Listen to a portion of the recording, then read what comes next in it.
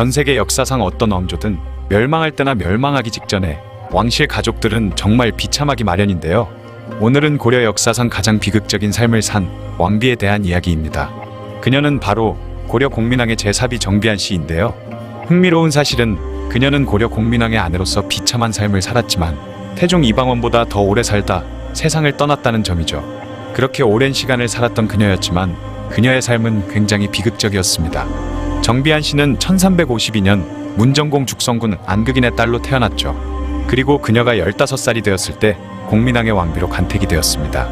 하지만 그것이 자신에게 최악의 일이 될 줄은 그때는 아무도 몰랐죠. 시간이 흘러 공민왕의 일비이던 노국대장 공주가 세상을 떠나고 당시 동지밀직이었던 아버지 안극인이 공민왕에게 노국대장 공주의 영전 공사하는 것을 중지하라는 건의를 하자 이에 열받은 공민왕은 그녀의 아버지를 파직시켜버리면서 정비한 씨 또한 궁에서 쫓겨나 버렸습니다. 차라리 이렇게 쫓겨나 궁 밖에서 사는 게 더 나았을 수도 있는데요. 하지만 시간이 얼마 지나지 않아 다시 궁으로 돌아가게 되었죠. 그러나 1372년 음력 10월 공민왕은 자제위 소속의 홍윤과 한한등을 시켜 자신의 후비들을 도록 명령했는데요. 다시 궁으로 돌아간 정비한 씨에게도 역시 강제로 자제위의 남자들 를 맺도록 강요했습니다. 이때 익비한 씨는 이 명령을 거부하지 못하고 자제위 남자와 관계를 맺고 임신까지 해버렸죠. 하지만 정비한 씨는 머리를 풀어헤치고 스스로 목을 매 죽어버리려고 하자 그제서야 공민왕은 더 이상 강요하지 않고 물러섰다고 합니다. 또한 해비 이씨와 신비 염씨 또한 공민왕의 명령을 끝까지 거부했다고 하죠. 이런 치욕을 견디며 살아오다 시간이 흘러 1374년이 되었습니다. 남편이었던 공민왕이 시해되고 우왕이 다음 왕으로 즉위하게 되었죠. 정비안 씨에게 우왕은 아들뻘이었지만 그녀 앞에서 우왕은 나의 후궁들은 어찌 모씨와 같은 사람이 없는가? 라고 하면서 대놓고 희롱하기도 했습니다. 또한 허구한 날 정비안 씨의 처소에 들렀는데 그녀의 처소에서 있다가 늦은 밤이 되어서야 자신의 처소로 돌아가기도 하다 보니 추한 소문이 파다하게 퍼졌을 정도였죠. 정비안 씨 또한 자신에게 막 들이대는 우왕이 너무나 부담스러웠는데요. 그러던 어느 날 남동생 안숙로의 딸을 우왕에게 보여줬고 우왕이 기뻐하며 아내로 맞아들여 현비로 삼았다고 하죠. 이를 보고 사람들은 정비한 씨가 남들의 비웃음이 두려워 스스로 감추기 위해 조카를 소개해 준 것이다 라고 말했다고 합니다. 그러다 시간이 흘러 1388년이 되고 이성계가 위화도 회군을 하면서 우왕을 강화도로 유배 보내버리자 당시 왕실 최고 어른이던 정비한 씨는 조민수와 이색 그리고 이성계의 강요로 우왕을 폐위하는 교서와 창왕을 즉위시키는 교서를 선포했죠.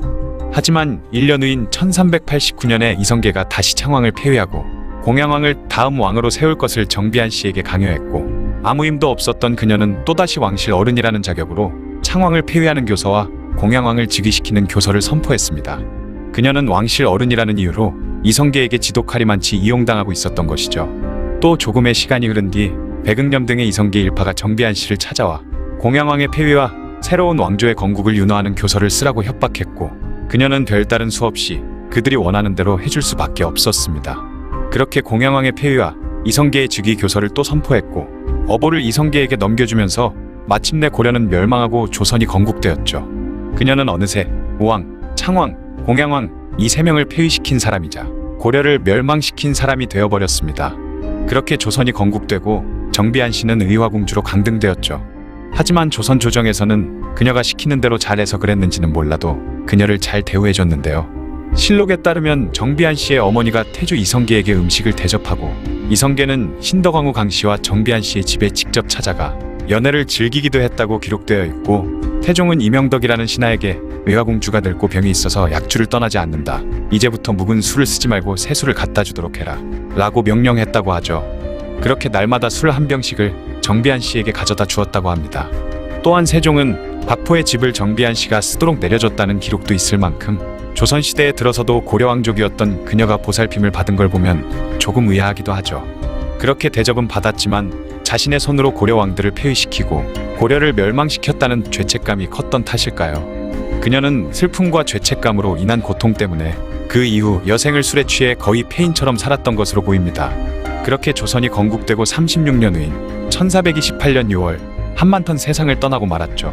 정비안 씨는 태조 이성계가 죽은 지 20년 그리고 태종이 죽은 지 6년이 지나고 나서야 비로소 자신도 세상을 떠났을 만큼 오래 살았습니다. 비극적인 삶을 오랫동안 사는 것 또한 고통이었을 텐데요. 예조에서는 의화공주의 장사를 왕비의 예로 하자고 세종에게 건의했고 세종도 이에 따랐다고 합니다. 그렇게 그녀는 세종의 배려로 고려 왕비로서 장사를 지낸 것이었죠. 그 이후 그녀가 어디에 묻혔는지 기록은 없습니다. 그녀의 삶을 돌아보면 지독하기 그지없는데요. 왕비가 되자마자 얼마 안 돼 쫓겨나기도 했고 다시 궁에 돌아왔지만 남편 때문에 당할 뻔했으며 아들 뻘이던 우왕에게 희롱당하고 왕을 3번이나 갈아치우는 교서를 내렸으며 결국 자신의 손으로 고려를 멸망에 이르게 했으니 이보다 더 최악의 삶은 없을 것 같습니다. 또 더한 고통은 이런 거지 같은 삶이 오랫동안 지속되었다는 것이죠. 공민왕의 비가 되어 평생 동안 비참하고 힘든 삶을 살았던 정비한 씨에 대한 이야기였습니다. 1600년 선조의 정비이던 의인왕후가 아들을 낳지 못하고 46세의 나이로 세상을 떠나자 선조는 2년 후인 1602년 새로운 왕비를 드리게 되었습니다. 당시 선조는 51세였고 새로 들인 왕비는 19세로 김제남과 그의 부인이던 노씨의 딸 임모광후였죠. 법적으로는 아들이었던 광해군보다 9살이나 어린 새어머니였습니다. 보통 왕비 간택을 하면 13세에서 15세 정도의 어린 여자가 간택이 되었고 양반집의 딸들도 대부분 저 정도 나이에서 늦어도 17, 18세에는 시집을 다 갔었기 때문에 임모광후가 왕비로 간택되었을 때는 이미 상당히 늦은 나이였죠. 하지만 이때 선조의 나이가 51세였고 하루라도 빨리 적자를 보아야 하는 나이였기 때문에 이미 월경이 시작되었고 바로 아이를 가질 수 있는 여성을 골랐을 수도 있다고 합니다. 또한 임목대비의 아버지 김제남은 당파 싸움에도 별 관심이 없는 인물이었고 연안김씨 가문 자체도 완전히 힘을 잃어 몰락해가는 가문이었기 때문에 외척이 된다고 해도 크게 세도를 부리거나 하지 않을 확률이 높았기에 임목대비를 간택하는 데에 선조의 의중이 많이 작용했다고 하죠.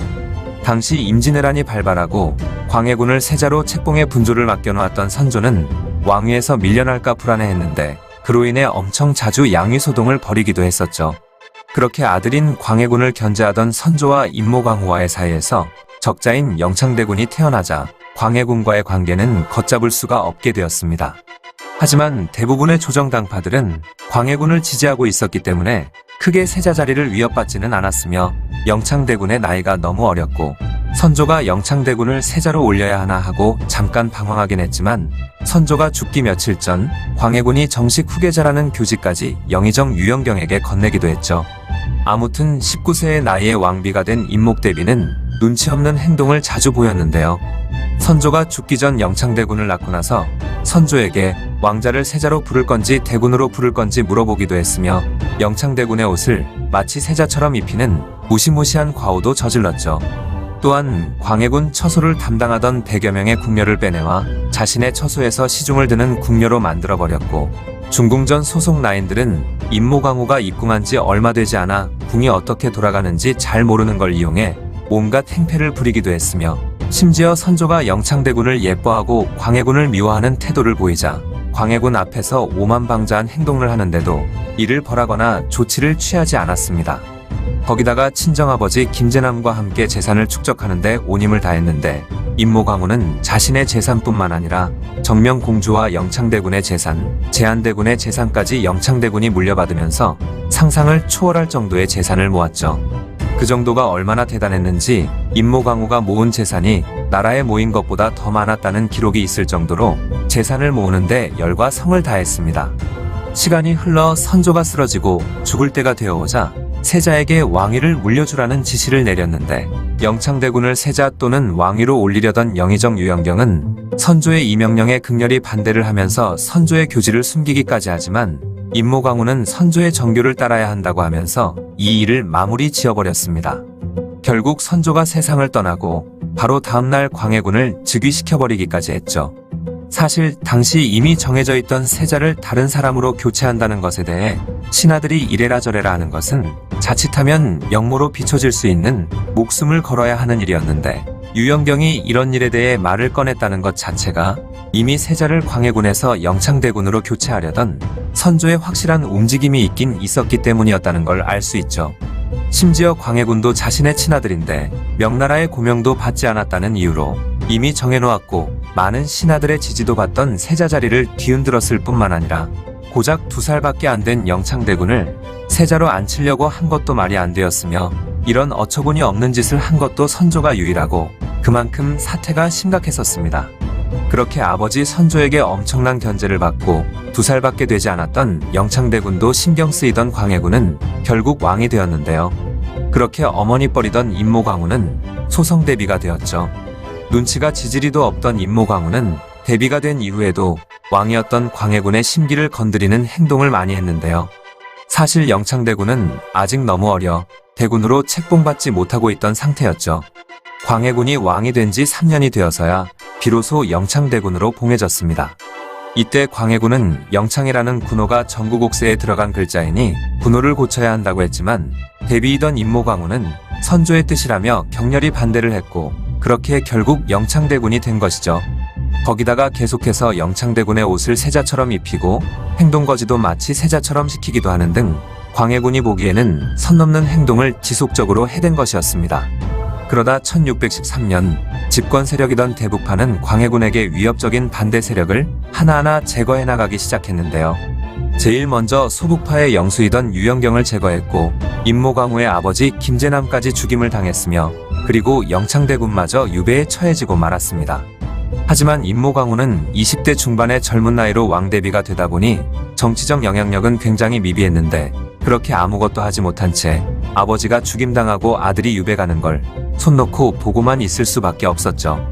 거기에 엎친 데 덮친 격으로 자신의 패모론까지 돌게 되었는데 다행히도 폐위 교지까지는 내려지지 않았지만 대비 자리에서 쫓겨나게 되었고 딸 정명공주와 함께 서궁에 강제로 감금된 채 살게 되었습니다. 광해군에 의해 아버지는 죽임을 당하고 아들도 유배 갔다가 끔찍하게 죽임을 당했으며 어머니는 제주관아의 노비가 되어버렸으니 임모광우가 광해군에게 가진 증오심은 엄청나게 커져 활활 불타오르고 있었죠. 임모광우와 정명공주는 서궁에서 너무나도 비참하게 살았는데요. 생필품이나 음식물 등을 제대로 공급받지 못해 의식주도 제대로 해결하지 못할 지경이었습니다. 또한 지속적으로 감시를 받으면서 살았는데 한궁녀가 외부와 연락을 했다는 이유로 형벌을 받기도 했을 정도로 궁녀들과 상궁들이 위협을 당하기도 했으며 심지어 암살당할 뻔한 적도 있었죠. 그만큼 임모광우는 바람 앞에 촛불과 같이 언제 죽임을 당해도 이상하지 않을 만큼 굉장히 위험한 상황에 처해 있었던 것입니다. 그러나 시간이 지나 능양군이 인조 반정을 성공시키며 서궁에서 드디어 빠져나올 수 있었는데요. 반정군을 본 임모광우는 광해군이 딸인 정명공주마저 죽이기 위해 보낸 군사인 줄 알고 공주는 이미 죽어서 없다라고 말했다고 하죠. 그러나 능양군이 모습을 보이자 그제서야 반정이 사실인 걸 믿었고 그렇게 다시 궁으로 돌아올 수 있었습니다. 그렇게 인조 반정으로 인해 광해군은 임모광우 앞에 무릎을 꿇은 상태에서 폐위 교지를 받았고 왕위에서 폐위되고 말았죠. 이 교지를 보면 광해군에 대한 임모광우의 증오심이 얼마나 강했는지 알 수 있는데요. 광해군을 폐주라고 부르지도 말라고 하면서 그를 폐인이라 불렀고 이혼과 아들 이지의 머리를 잘라 가져오라고 하며 그 머리에 살점을 씹으면서 정교를 내리겠다고 말했을 정도이죠. 그렇게 해도 분이 안 풀렸는지 자신이 직접 가서 그들 부자의 목을 베어 원수를 갚겠다고 하면서 자신이 서궁이 유폐되고 나서도 끝까지 죽지 않고 살아남은 것은 오늘을 위해서다 라는 말을 했다고 합니다. 그러다 결국 광해군은 유배를 가게 되었는데요. 임모광우는 제발 먼 곳으로 보내달라고 요청하기도 했죠. 훗날 광해군의 아들이던 폐세자 이지가 유배지에서 도망치다 붙잡히는 사건이 발생했는데 임모광우가 강력하게 이지를 죽여야 한다고 주장하며 삼사와 논의를 거쳐 결국 이지에게 자결하라는 명을 내리기도 했습니다. 인조 반정이 있고 3일 만에 더 이상 혼사를 늦출 수 없었던 딸 정명공주를 21살의 늦은 나이에 시집 보냈고 인조 2년인 1624년에는 대왕대비가 되었죠. 그로부터 8년 후인 1632년 8월 임모광우는 47세의 나이로 그렇게 증오하고 죽이고 싶어하던 광해군보다 일찍 세상을 떠나게 되었습니다. 어린 나이에 왕비가 되어 친정 집안도 힘이 없었던 탓에 왕비일 때도 대비가 된 이후에도 힘이 없었던 임모광우는 눈치도 없고 처세술도 미흡한 탓에 결국 집안이 멸문을 당하고 자식도 끔찍하게 죽게 되는 엄청난 비극이 초래되고 말았죠. 애초에 선조가 영창대군을 광해군 견제 수단으로 사용하고 세자를 바꾸니마니 하지만 않았어도 그냥 왕실 어른으로서 대접받으며 편하게 살 수 있었을 텐데 한편으론 안타깝기도 하네요. 왕비로서 거친 권력 다툼을 싸워나가기에는 너무나도 평범했던 왕비 임모광우에 대한 이야기였습니다. 연산군대의 조선왕조실록에는 어떤 한 사람에 대한 기록이 있는데요. 이 사람은 성품이 매우 어질고 화평하며 온순하고 아랫사람들을 은혜로써 어루만져 주었다고 하죠. 연산군이 무고한 사람을 죽이며 음란하고 방종함이 끝이 없는 걸 볼 때마다 밤낮으로 근심했으며 연산군이 미쳐 날뛸 때 그를 울면서 말리며 간곡하게 간언했는데 비록 연산군의 포악함이 바뀌지는 않았지만 그렇다고 이 사람에게 화를 내지는 않았다고 합니다. 또한 중종 반정이 일어나 연산군이 유배형을 당했을 때도 이 사람은 울부짖으며 연산군을 따라가려고 했었죠. 이 인물은 바로 연산군의 정비였던 패비신씨입니다. 연산군은 죽기 전 이 패비신씨를 보고 싶다는 한마디만 남기고 세상을 떠났는데요. 그녀는 1488년 1월 13세의 나이로 동갑이었던 연산군과 가래를 올리고 세자빈이 되었죠. 신씨는 성종이 직접 세자빈으로 점 찍었었기 때문에 간택 없이 책봉된 첫 사례이기도 합니다. 그렇게 시간이 흘러 시아버지이던 성종이 세상을 떠나고 남편 연산군이 왕위에 오르면서 그녀도 중전의 자리에 올랐죠. 그녀는 내명부의 수장인 중전의 자리에 있었지만 후궁들이나 궁녀들에게 존댓말을 사용할 정도로 훌륭한 인품을 가지고 있었고 오죽했으면 사관들은 중전이 너무 답답하다고 했을 정도였죠.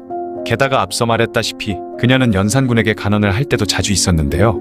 그래도 연산군은 화를 내기는커녕 오히려 칭찬을 했다고 합니다.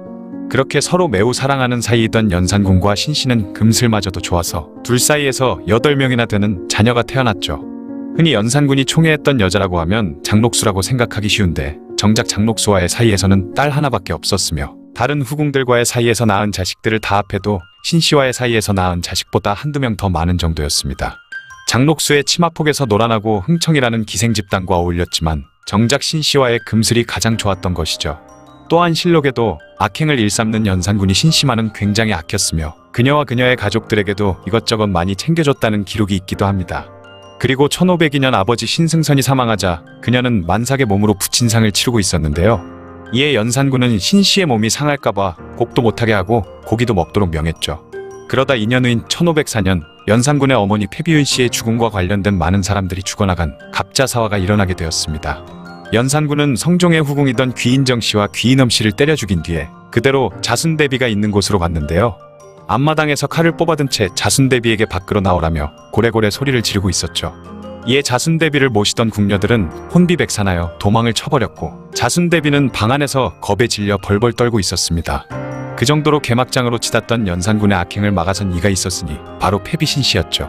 연산군이 대비전 앞에서 난리를 치고 있다는 소식을 들은 신씨는 불이 나게 그곳으로 달려갔고 연산군의 옷을 잡고 울고불며 말렸는데 이에 신씨의 얼굴을 본 연산군은 그냥 조용히 다른 곳으로 갔다고 합니다.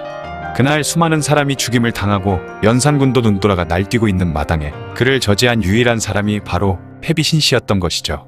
당시 상황이나 연산군의 성격상 들고 있던 칼로 바로 신씨를 베어버렸어도 전혀 이상할 것이 없었는데 다른 사람 같았으면 벌써 죽임 당했을 일이었지만 신씨라서 아무 일 없었던 것입니다.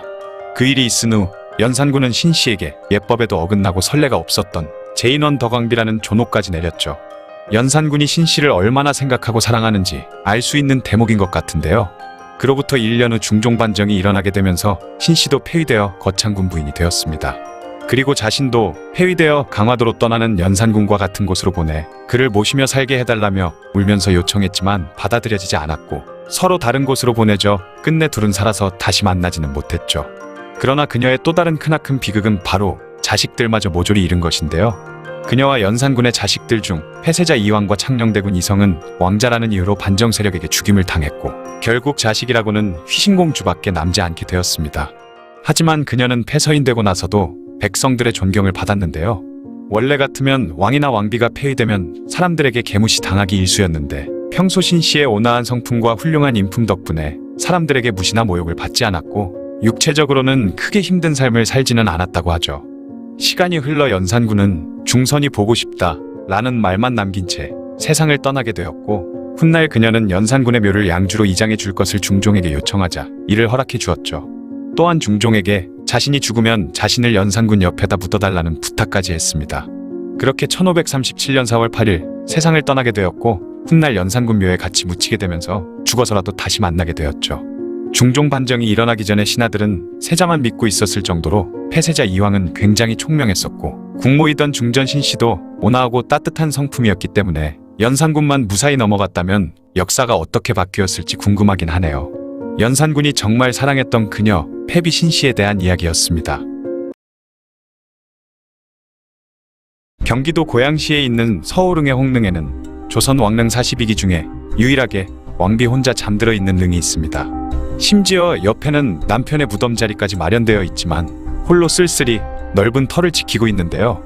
이 무덤의 주인은 30년이 넘는 긴 시간 동안 왕이었던 남편에게 철저하게 무시당하며 살았고 죽고 나서도 버림받은 정말 비참하고 불행한 삶을 산 정성왕후의 무덤이죠.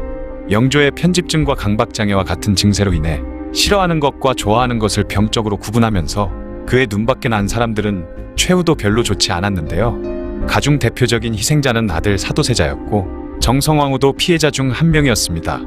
그만큼 영조는 아버지로서도 남편으로서도 최악이었고 그로 인해 정성왕후는 너무 불쌍하고 쓸쓸한 삶을 살게 된 왕비였죠. 그녀는 달성부원군 서종제의 딸이었는데요.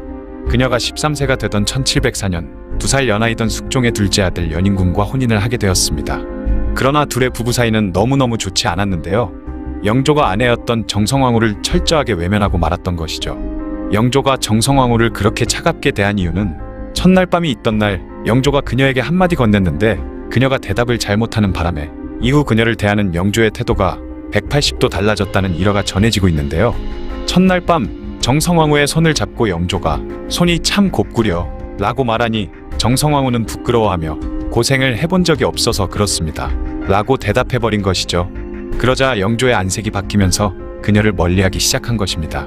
영조는 그녀의 대답을 무수리 출신으로 온갖 고생을 하면서 손이 거칠어진 자신의 어머니 숙빈 최 씨를 모욕하는 것으로 받아들인 것이죠. 어머니의 신부는 영조 평생의 콤플렉스이기도 했습니다. 당시 효성이 지극했던 연인군으로서는 그녀의 대답이 못마땅할 뿐더러 그냥 넘길 수 없는 일이었던 것이죠. 그러다 형이던 경종이 세상을 떠나고 왕위에 올랐지만 그녀를 대하는 태도는 달라지지 않았는데요. 아내이던 정성왕후는 창덕궁에 내버려둔 채 자신은 경희궁에 살 정도로 그녀를 투명인간 취급해버렸습니다. 거기다가 승정원 일기에도 영조가 정성왕후의 처소를 찾았다는 기록은 단 한 번도 나오지 않는다고 하죠.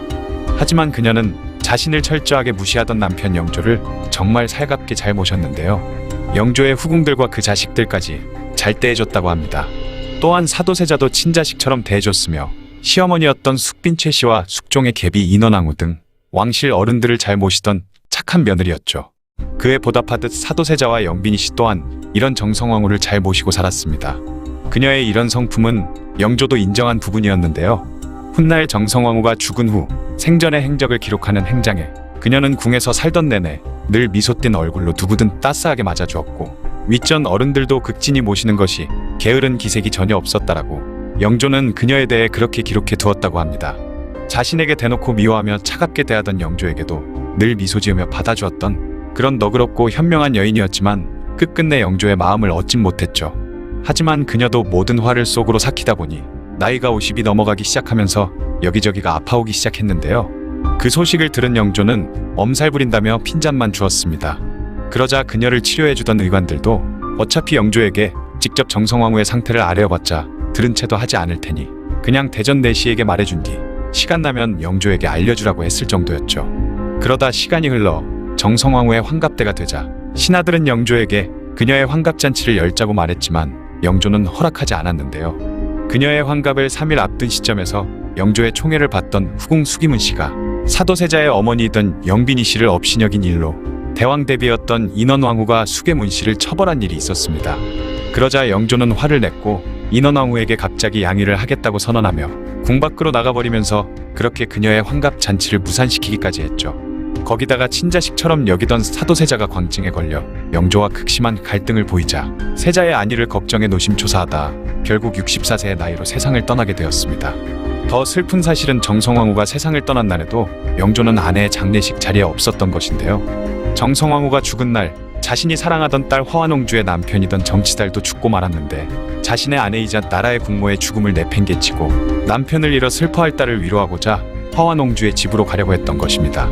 그러자 천부당만부당한 일이라며 대소신료들이 영조에게 달려들어 붙잡고 늘어질 정도로 격렬하게 행차를 반대했지만 끝끝내 영조는 자신이 하고 싶은 대로 딸의 집으로 행차했던 것이죠.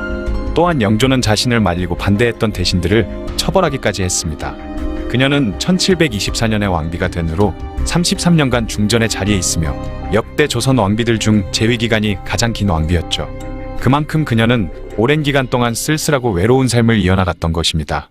훗날 세자빈이었던 해경궁 홍씨는 정성왕후가 세상을 떠나기 직전 검은 피를 요광에 가득 토했다라고 자신이 쓴 한중록에 적었다고 하는데요. 그것은 시어머니가 평생토록 가슴속에 쌓아두었던 울분을 모두 다 토해내고 돌아가신 것이라고 기록했다고 하죠. 영조는 그녀가 죽자 어찌된 일인지 정성왕후의 무덤 옆에 자신이 묻힐 자리를 마련했다고 합니다.